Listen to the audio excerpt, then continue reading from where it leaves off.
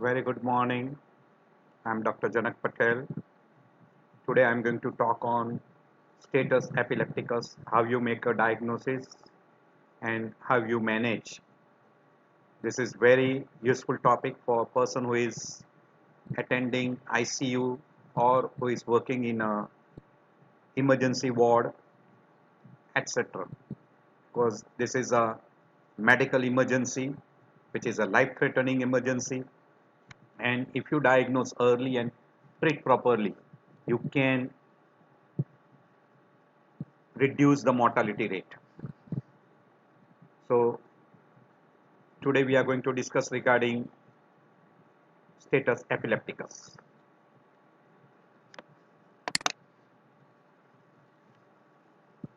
Status epilepticus is a single seizure or back-to-back seizure without return of consciousness, means person does not recover and person does not become conscious. This should be more than 45 minutes. This is called primate study. More than 30 minutes, which is by an WHO definition. And as far as the working definition is concerned, we take if it is seen for more than 10 minutes, you can treat as an status epilepticus. So further we define status epilepticus as an active part of a tonic and clonic seizures, which is lasting for more than 5 minutes or longer. Person goes into a second seizure without recovering the consciousness from the first one. And if it lasts for more than 30 minutes, it will be labeled as status epilepticus. Pathophysiological definition wise, if the person is having a repeated seizures for more than 30 minutes or longer, it is defined as a status epilepticus. Now the problem comes because there are two types of convulsions. One we call as convulsive variety and another we call as a non-convulsive variety. In a convulsive variety, you see the motor movement, while in a non-convulsive variety, you don't see the motor movement. Hence, if the person has got a non-convulsive status epilepticus, it is extremely difficult to identify. We'll be dealing how you suspect in those cases and how you approach. So there is one another type of definition we call as an operational definition. Means while treating a person, you can utilize that particular definition. So by that definition, if the epilepsy lasts for more than 5 minutes or more, it is continuous clinically, and by an EEG it shows a seizure activity, or there is a recurrent seizures activity without recovery or returning to baseline between the seizures, or person has got a complex partial status epilepticus which is lasting for more than 10 minutes. Basically, if any epilepsy which is lasting for more than 5 to 10 minutes should be treated as status epilepticus. So there are two classical variety we call, you will see in your everyday practice, is a major motor convulsive variety, where you will see a motor movements and person will have a consecutive seizures which is not interrupted by person becoming conscious. So person does not regain consciousness and there is a continuous seizures or repeated seizures or one single seizures which is more than 30 minutes. While person who was having previous history of absence seizures or a petit mal seizures, where person do not get much amount of the motor movement like tonic and clonic phase, or in a person who is having a complex partial seizures called psychomotor seizures. Now if this person becomes unconscious but does not have a motor movement, we call that as a non-convulsive variety, and this will be diagnosed only by an EEG. Hence, this becomes very difficult to diagnose clinically. It is only by a suspicion.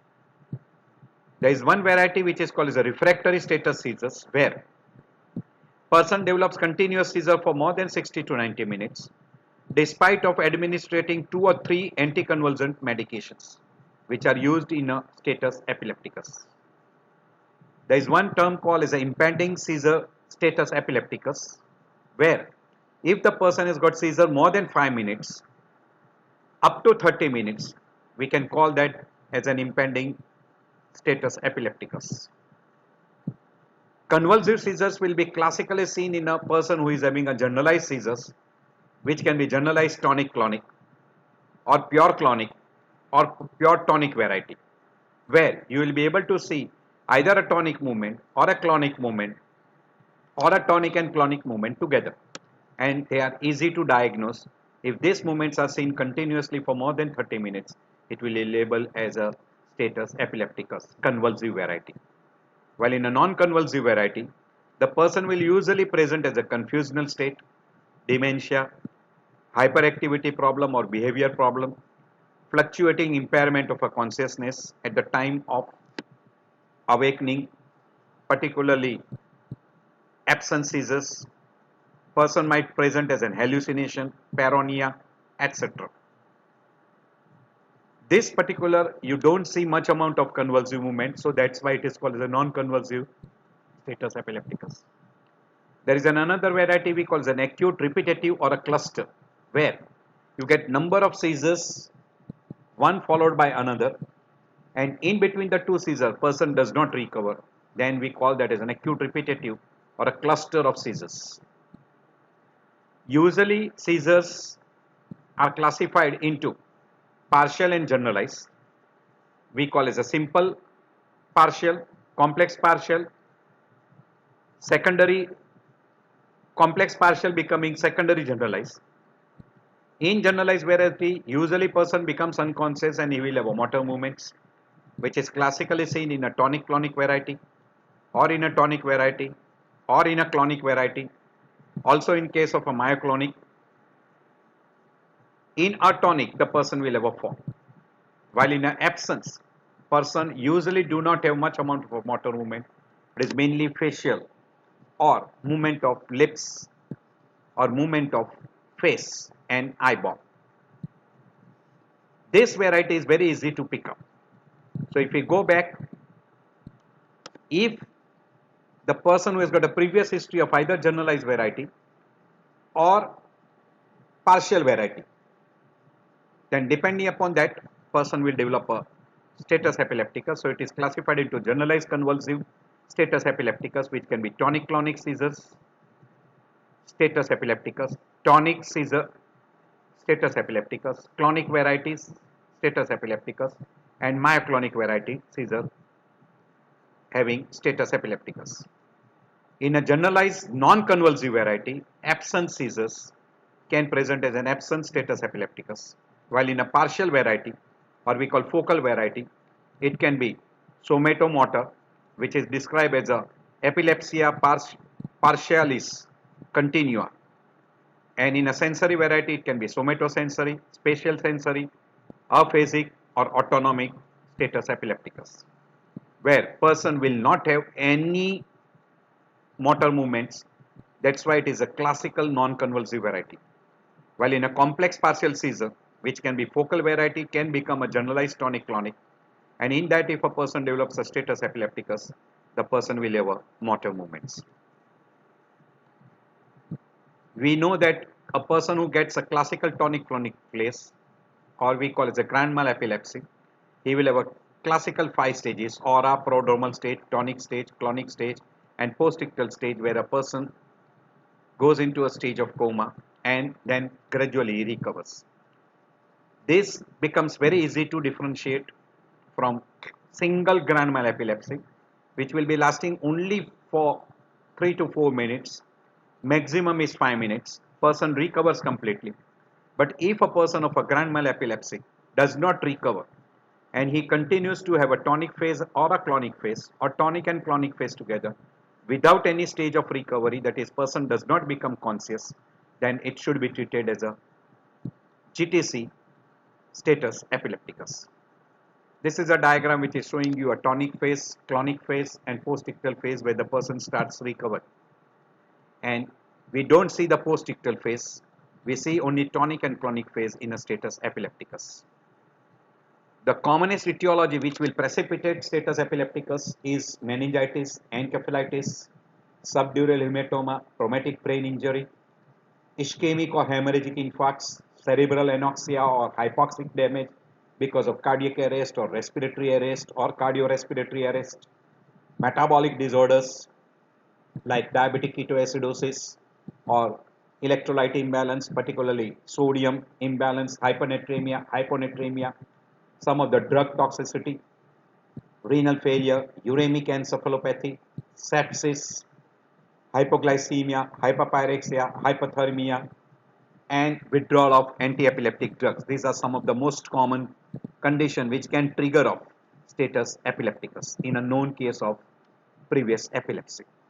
Out of this, if you see this particular chart, you can see 35% of the cases are because of low level of AAD, which is either incomplete dose is given to a person or person is taking incomplete dose or is skipping the doses, and this is very very common, and good number of time it is with sudden withdrawal of anti-epileptic drugs. The second common conditions which will precipitate this is a stroke. Another condition is alcohol withdrawal or anoxic brain damage, metabolic disturbances, brain injury, etc. Very rarely we come across with infection, meningitis, encephalitis, etc. And 5% of the cases can be absolutely, we can't find out the cause, we call as idiopathic. The causes of refractory status is very frequently because of inadequate drug treatment, either a improper combination or even a single drug when it is utilized, it is not given in a full therapeutic doses or it is given in a subtherapeutic doses. The combination of the drug is improper or person is not taking drug properly and the person is withdrawing in between. Good number of time refractory status is precipitated by metabolic acidosis, electrolyte imbalance, hypoglycemia, infection, hypothermia, hypercarbia, fluid imbalance, renal failure, DIC, etc. If you correct this, because some of these conditions are correctable, if you correct all these conditions, usually person refractory status can be easily controlled. And in a refractory status, if not treated and if not diagnosed early, the mortality rate is very high. Now this chart shows you what are the effects of status epilepticus on different parameters. In the blood pressure, in an early stage of status, there is elevation of blood pressure, but in a late stage there is a hypotension which will further precipitate or worsen status epilepticus. Initial stage, as far as oxygen is concerned, there is a mild decrease in oxygen concentration. In a late stage, person can develop severe hypoxia which can further precipitate worsening of status epilepticus. Carbon dioxide is retained in an early stage. In a late stage, carbon dioxide is either retained or decreased. Depending on that, there will be increased intracranial pressure. Serum pH, always because of a severe contraction of a muscle, person develops lactic acid acidosis, and that will further worsen in a late stage and person will have a severe acidosis. Temperature is elevated by 1 degree centigrade in early stage, and in a late stage it may be elevated up to 2 or sometime even more than 2, and person can develop even hyperpyrexia. As far as increased autonomic activity, the person in an early stage can develop increased autonomic activity, while in a late stage person can even develop cardiac arrhythmias secondary to increased autonomic activity. Lung will be flooded with fluids, and in the late stages person will develop atelectasis. Serum potassium is elevated in early stage, and in a late stage the elevation may be much more because of even rhabdomyolysis, which will elevate serum potassium and can worsen because of development of cardiac arrhythmias. CPK is maybe normal or maybe slightly elevated in early stage, but in a late stage it is markedly elevated because of a rhabdomyolysis, and there is a production of myoglobinuria which will produce AKI. Cerebral blood flow initially is elevated, but in a late stage cerebral blood flow is reduced, and that during that particular stage there is always a chance of what we call as a cerebral bleeding, and oxygen consumption is increased but oxygen supply becomes less, so person has got a very high chance of development of the cerebral ischemia, which can worsen by producing ischemic cerebral encephalopathy or ischemic cerebral edema. We have got a classical 2 variety, we call it a convulsive variety and a non-convulsive variety. Convulsive variety is more serious, emergency, and has got a very high mortality. Person will always have a loss of consciousness. There is a recurrent or continuous convulsive movements. There is no recovery. Person does not become conscious in between, and if it is lasting for more than 10 minutes, should be treated as a status epilepticus. But when it is more than 30 minutes, it is confirmed. It should be confirmed by an EEG, in which it will show a generalized ictal activity continuously, and ideally, person should be kept on a continuous EEG monitoring. It is most easily diagnosed. While non-convulsive variety, it is without any clinical seizure activity, hence very difficult to diagnose. As person do not get a seizure activity, the person is unrecognized very frequently. A person who was having a previous history of non-convulsive variety of an epilepsy, like absence seizures or petit mal seizures, or we call them partial seizures, in that particular person, if a person becomes altered behavior or altered level of consciousness which is lasting for more than 10 minutes, should be considered in favor of a non-convulsive status epilepticus. This is a diagram which is showing you on EEG lot of abnormal electrical activity, and it is a continuous electrical activity which is generalized. So we can call that this is a classical generalized status epilepticus. So usually in a generalized status epilepticus, initial phase, there is a sympathetic overdrive which will increase your cardiac output, increase blood pressure, there will be increase in the blood sugar, and there will be increase in the blood lactate levels. And that will further precipitate status epilepticus. During decompensated stage, hemostasis will fail. The person will have a now reduction in a cardiac output. Blood sugar will be reduced. Lactate level will be also reduced because now the muscular activity will be reduced. Oxygen level will be reduced and person will start developing severe hypoxia. There will be cardiorespiratory collapse, severe electrolyte imbalance, hyperkalemia, and a person because of hyperkalemia can develop even a cardiac arrhythmia and cardiac arrest. There will be rhabdomyolysis, myoglobinuria, AKI, and that will also have got a very high chance of damaging the tubular, and that will produce acute tubular necrosis. Because of continuous muscle contraction, there will be increase in the body temperature and person can develop a severe hypothermia. And secondary to all these causes, person can have a multi-organ failure. Raised intracranial pressure because of hypercarbia, and because of acidosis, because of hypernatremia, and because of prolonged hypercarbia, person will have a raised intracranial pressure, hypoxic damage to the brain, and cerebral edema. And that gives rise to severe high mortality. Refractory status epilepticus, we already defined that when the person is already on a 2 dose, sufficient dose, but still epilepsy is not controlled and it remains for longer than 10 to 30 minutes, it should be treated as a refractory status epilepticus. The mortality rate is quite high in a status epilepticus which are refractory variety, almost going up to 40%. There is another terminology which is being utilized called as a malignant or super refractory, where status epilepticus does not respond to a course of anesthetic drugs also, which is one of the treatment for refractory status epilepticus. And 20% of the refractory status epilepticus may go into what we call as a super refractory or a malignant variety, where you might require to have a combination of 2 or more anti-epileptic drugs with anesthesia, and sometimes they add immune therapy. Non-convulsive variety, we have already told you that it is a variety which is very difficult to diagnose.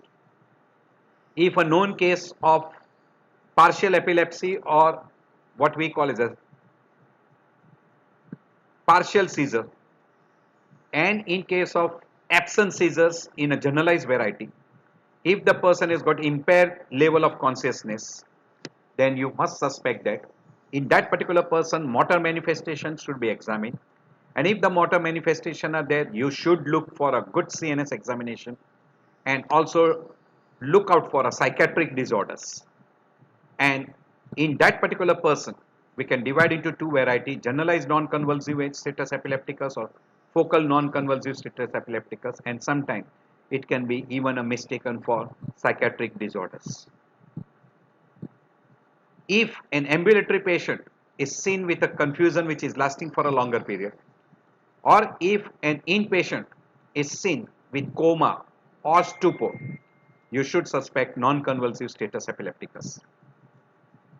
In an elderly patient, if there is a major irreversible brain damage after sudden withdrawal of an anti-epileptic drugs, or after sudden withdrawal of benzodiazepine or an anesthetic propofol, or even after a withdrawal of an alcohol, the person has got a high chance of going into status epilepticus, we call as a non-convulsive status epilepticus, in which the person can present as a mutism, agitation, emotional lability, aggressiveness, hallucination with face, eye and limb myoclonus.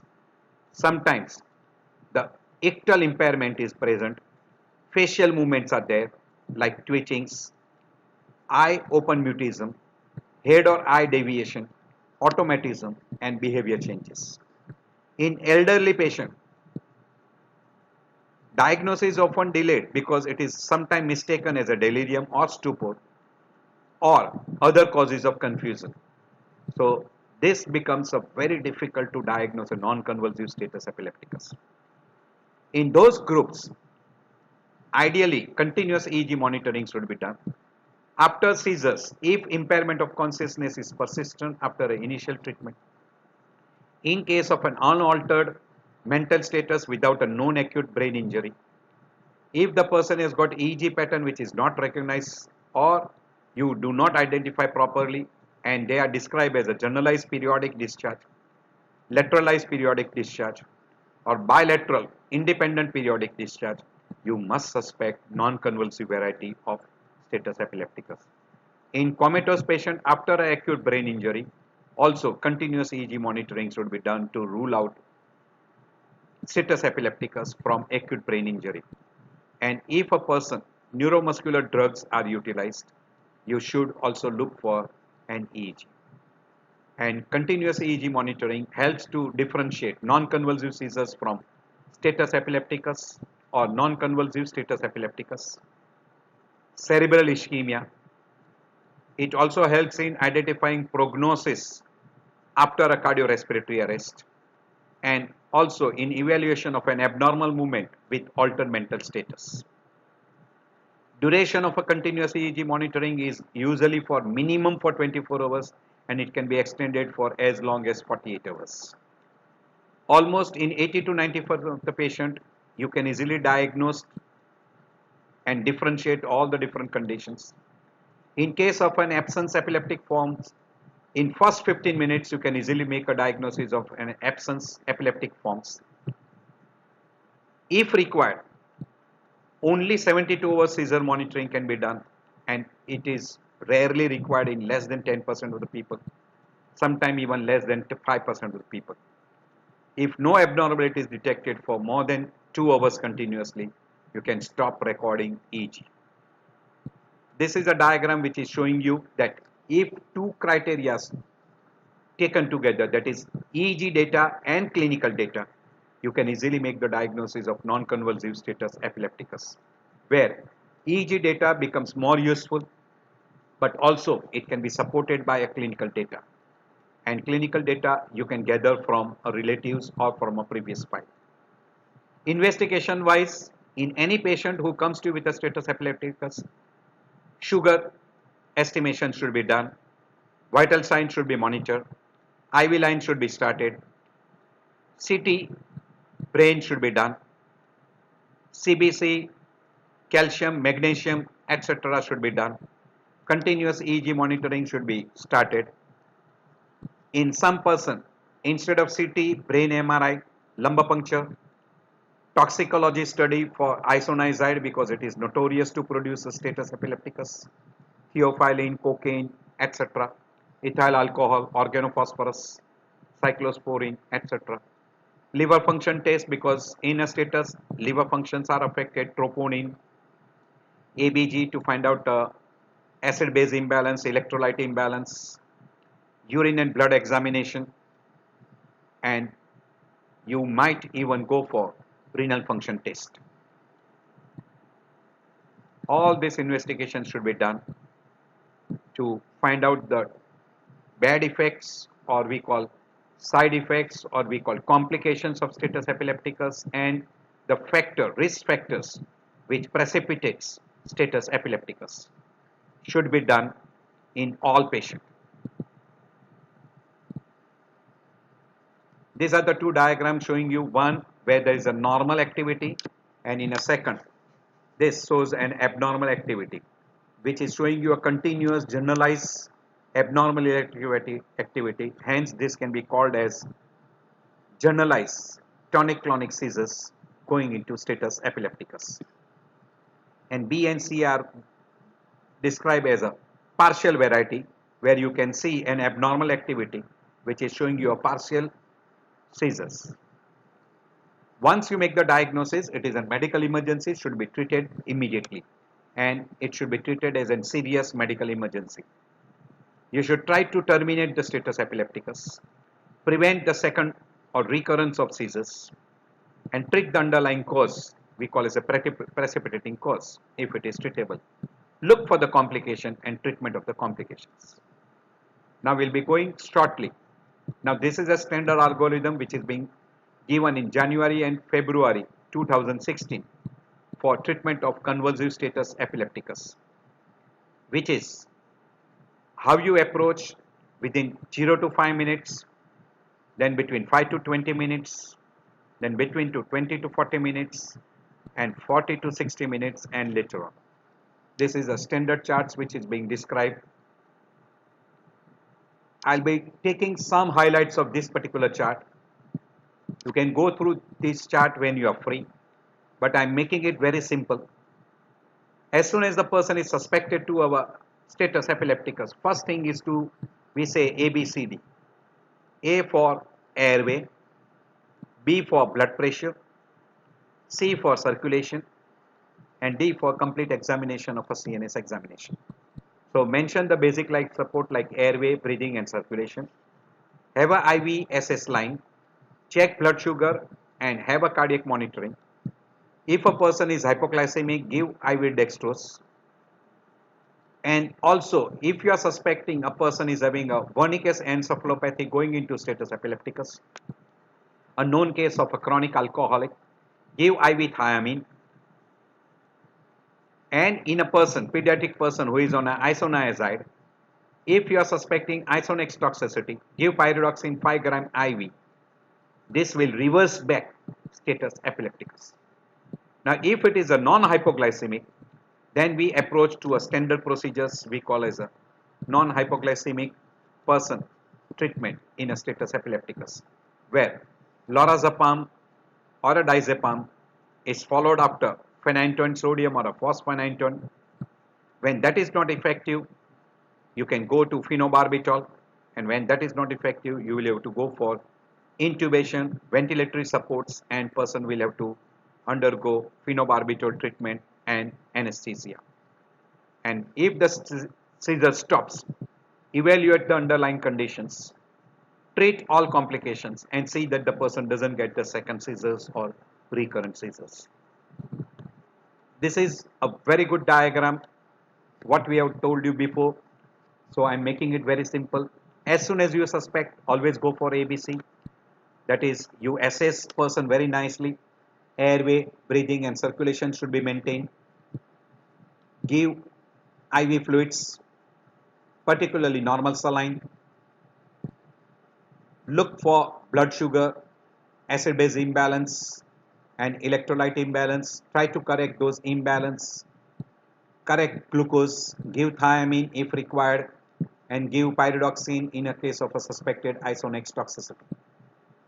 In first 5 to 10 minutes, give a lorazepam, either buccal or intranasal, or rectal suppository in a children, or IV even in adult once you attain an IV catheter.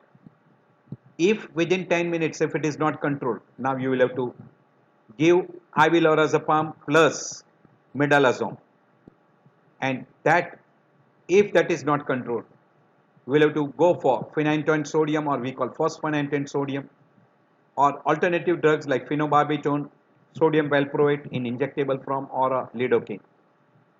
And person should be shifted to an ICU, where if this is lasting for more than 30 minutes, person should be intubated, ventilation should be given with full oxygen therapy, and person is usually anesthetized, and he is put on a continuous EEG monitoring, and depending upon the person response, accordingly person is being treated further.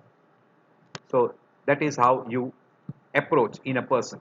So we call lorazepam followed by phosphoenantine sodium, and if phosphoenantine sodium is not effective, you can go for phenobarbital and IV anesthesia, which is usually given by propofol or medalazone. So this is the way we usually approach. In a case of a resistant variety or refractory variety, in an early stage, you will have to use, after the effect of lorazepam and phenantoin sodium, if it is not controlled, levetiracetam is also utilized, and even after that, if it is not controlled, you can go for intravenous medalazone, or you can go for anesthesia, and later on you can shift him over to phenobarbital or another type of anesthetic drugs. Non-pharmacological therapy which are sometimes tried in a status epilepticus is a deep brain stimulation, or we call cortical brain stimulation, vagal nerve stimulations, transcranial magnetic stimulations, electroconvulsive therapy, plasmapheresis, and sometimes you can even go for surgical resection. But all these are having a very high mortality, and hypothermia should be treated as early as possible. Complications, the commonest complications are hypoxic brain damage, dementia because of repeated status epilepticus, and there is a very high mortality if it's not diagnosed early and not treated. There are cardiac complications like hypotension, tachycardia, cardiac arrhythmias, and sometimes person can go into cardiac arrest. In person with pulmonary, respiratory, person can develop anemia, apnea, sorry not anemia, apnea, hypoxia, and person can go into type 2 respiratory failure, hypothermia, hyperthermia, metabolic derangement, particularly lactic acid acidosis, rhabdomyolysis, which can precipitate AKI, cerebral damage, which is mainly because of hypoxia, secondary hypercarbia, lactic acid acidosis, hypoxic brain damage, and person can develop cerebral edema, raised intracranial pressure, and even cardiorespiratory arrest, and very high mortality. Here I end my lecture. I hope this will be very helpful to the person who are working in ICU.